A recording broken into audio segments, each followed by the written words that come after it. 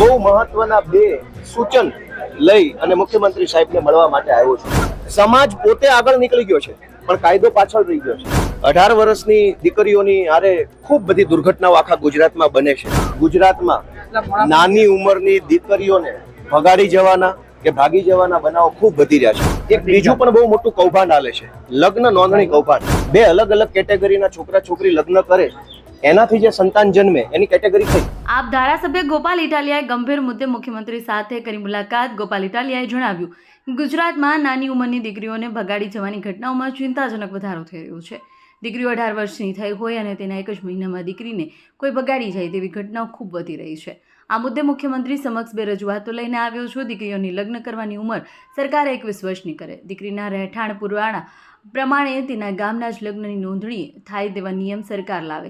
તમામ સમાજ દીકરીના લગ્ન 21-22 વર્ષની ઉંમર પછી કરે. ગુજરાતમાં લગ્ન નોંધણી કૌભાંડ પણ ચાલી રહ્યું છે. પંચમહાલમાં એક ગામમાં ગામની કુલ વસ્તી કરતાં વધારે લગ્ન નોંધણી થઈ છે અને ગામડાઓમાં ગામની વસ્તી કરતાં વધુ લગ્નની નોંધણી થઈ રહી છે, જે લગ્ન નોંધણી કૌભાંડ તરફ ઇશારો કરે છે. સાબરકાંઠાની દીકરીને ફસાવી અમરેલીમાં કોઈ તલાટી પૈસા લઈ લગ્નની નોંધણી કરાવી આપે છે તેવી ઘટનાઓ વધી રહી છે. એક તલાટી મંત્રી 1800 લગ્નની નોંધણી કરી નાની દીકરીઓને ભગાડી લઈ જવાનું ખોફનાક ષડયંત્ર ચાલી રહ્યું છે. ગુજરાતભરના તમામ લોકોના જીવન સાથે જોડાયેલ અત્યંત ગંભીર, અત્યંત સંવેદનશીલ, અત્યંત મહત્વના મુદ્દો લઈ મુખ્યમંત્રીશ્રીને મળવા આવ્યો છું. છેલ્લા કેટલાક વર્ષોથી ગુજરાતમાં નાની ઉંમરની દીકરીઓને ભગાડી જવાના કે ભાગી જવાના બનાવો ખૂબ વધી રહ્યા છે. ગુજરાતની દરેક જ્ઞાતિ છોકરીઓને ભગાડી જવાની ઘટનાથી ચિંતિત છે. દરેક મા બાપને, દરેક વાલીને, દરેક જ્ઞાતિને પોતાની જ્ઞાતિની દીકરીઓની ચિંતા વધી રહી છે. નાની ઉંમરની છોકરીઓને અમુક છોકરાઓ ભગાડી જાય છે અને પાછળથી ઘણા બધા પ્રશ્નો બને છે. આજે હું આ અતિ સંવેદનશીલ મુદ્દા ઉપર બહુ મહત્વના બે સૂચન લઈ અને મુખ્યમંત્રી સાહેબને મળવા માટે આવ્યો છું. આપણે ત્યાં સમાજમાં એવું જોવામાં આવ્યું છે કે હવે સમાજ શિક્ષણના કારણે, ટેકનોલોજીના કારણે, આધુનિકતાના કારણે સમાજ થોડોક ઉપર આવ્યો છે. જૂના જમાનામાં 16 વર્ષે, 17 વર્ષે, 18 વર્ષે દીકરીના લગ્ન થઈ જતા હતા. આજકાલ ગુજરાતમાં કેટલાક અપવાદને બાદ કરો તો સ્વાભાવિક રીતે દીકરીનો પરિવાર, દીકરીના મા બાપ 21 વર્ષ આસપાસ જ દીકરીના લગ્ન કરે છે. કોઈ 18 વર્ષની છોકરીના લગભગ અપવાદ બાદ કરતા લગ્ન થતા જ નથી.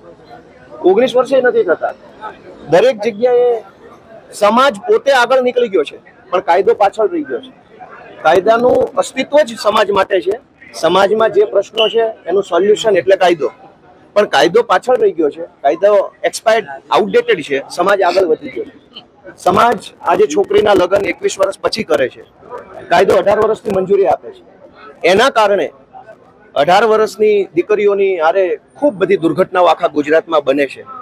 ભૂતકાળના આંકડા ધ્યાને લઈએ તો 18 વર્ષને 1 દિવસ, 18 વર્ષને 2 દિવસ, 18 વર્ષને 1 મહિનો, 18 વર્ષને 2 મહિનાની ઉંમરની દીકરીઓને ભગાડી જવાની ઘટનાઓ આખા ગુજરાતમાં ખૂબ બને છે.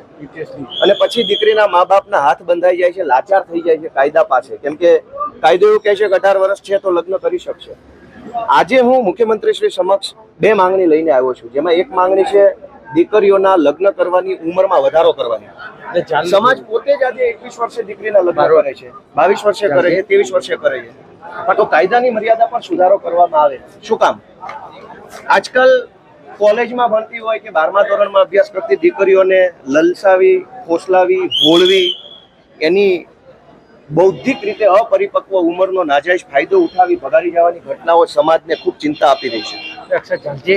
ગુજરાતમાં એક બીજું પણ બહુ મોટું કૌભાંડ હાલે છે, લગ્ન નોંધણી કૌભાંડ.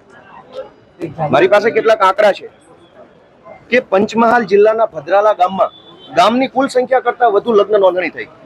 560 લગ્નોની નોંધણી એક ગામમાં થઈ ગઈ. એક ગામમાં 560 લગ્ન ક્યારેય શક્ય જ નથી. અમરેલીના હામાપર ગામમાં 1341 લગ્નની નોંધણી કરવામાં આવી તલાટી દ્વારા. અમરેલીના જામકામાં 944 લગ્નની નોંધણી થઈ. અમરેલીના મુંજિયાસર ગામમાં 380 લગ્નની નોંધણી થઈ. અમરેલીના લુંઘિયા ગામમાં 258 લગ્નોની નોંધણી થઈ. આણંદ તાલુકાના 60 ગામમાં 365 લગ્નોની નોંધણી થઈ. આણંદ તાલુકાના રેલ ગામમાં 1193 લગ્નોની નોંધણી થઈ. ગામની કુલ જનસંખ્યા કરતા ડબલ લગ્ન નોંધણી એક ગામમાં થઈ ગઈ. આણંદ તાલુકાના આણંદ જિલ્લાના વલ્લી ગામમાં 113 લગ્નની નોંધણી થઈ. આણંદ જિલ્લાના એક જ તલાટીએ 1860 લગ્નોની નોંધણી કરી નાખી. આ કૌભાંડ એવું બતાવે છે કે સાબરકાંઠાથી કોઈ 18 વર્ષની દીકરીને ભગાડીને લઈ જાય, એના લગ્નની નોંધણી કોઈ અમરેલીનો કોઈ તલાટી પૈસા લઈ અને કરી આપે છે. અમરેલીથી કોઈ 18 વર્ષની દીકરી ભાગી જાય કે ભગાડીને લઈ જાય, એની લગ્ન નોંધણી સાબરકાંઠાનો કોઈ તલાટી 10,000 રૂપિયા લઈને કરી આપે છે. આ બહુ મોટું કૌભાંડ છે કે એક જ મંત્રીએ, તલાટી મંત્રીએ 1800 લગ્નોની નોંધણી કરી નાખી.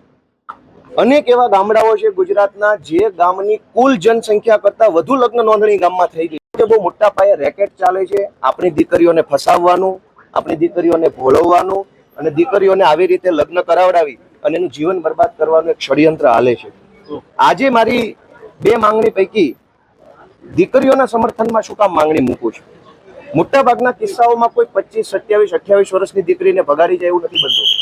18 વર્ષ ને 1 મહિનો, 19 વર્ષ, 18.5 વર્ષ આવી ઉંમર હોય છે દીકરીઓની.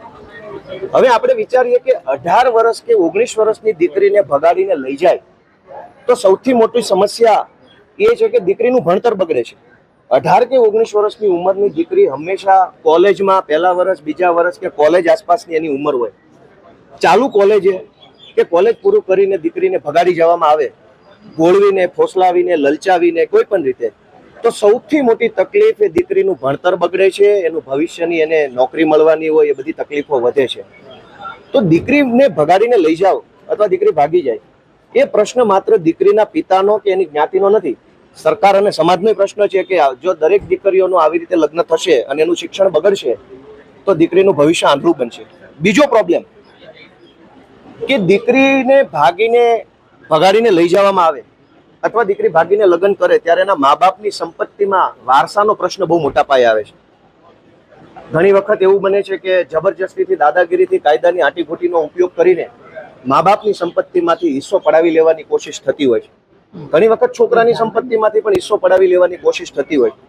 તો ભાગીને કે ભગાડીને જે લગ્ન થાય છે એમાં દીકરાના પરિવારની સંપત્તિ અને છોકરીના પરિવારની સંપત્તિના બહુ મોટા પ્રશ્નો ઊભા થાય છે. કોર્ટ કચેરીના ધક્કા મા બાપે ખાવા પડે છે અને હેરાન થઈ જાય છે પરિવાર.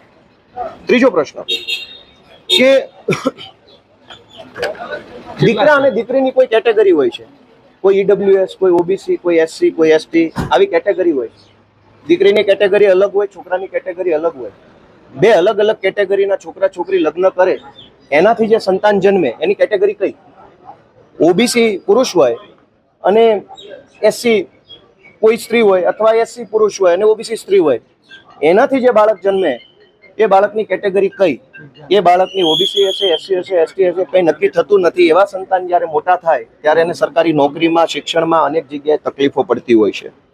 આ સિવાય આ કાચી ઉંમરમાં, કાચી સમજણમાં, મુગ્ધતાના કારણે ભાગી જઈને કે ભગાડી જઈને જે પ્રેમ લગ્ન કર્યા હોય છે, સમય જતા જ્યારે વાસ્તવિકતાનો અહેસાસ થાય ત્યારે આ લગ્નો ભાંગી પડે છે અને કોર્ટોની અંદર છૂટાછેડાના હજારો પ્રશ્નો, નાની ઉંમરના છૂટાછેડાના પ્રશ્નો કોર્ટોની અંદર ખડકાઈ જાય છે. નાની ઉંમરની દીકરીઓના છૂટાછેડાના પ્રશ્નો ખૂબ વધી રહ્યા છે. લીગલ કોમ્પ્લિકેશન્સ આવે છે, ખૂબ બધી તકલીફો પડે છે. આ સિવાય ઘણી વખત ચડામણીથી, ઉશ્કેરણીના કારણે છોકરી દ્વારા પોતાના મા બાપ ઉપર ખોટા કેસ કરવામાં આવે છે અથવા તો ભરણ પોષણ અને શારીરિક માનસિક ત્રાસ અંગેની સાસરિયા પક્ષ ઉપર ફરિયાદ કરવામાં આવે છે.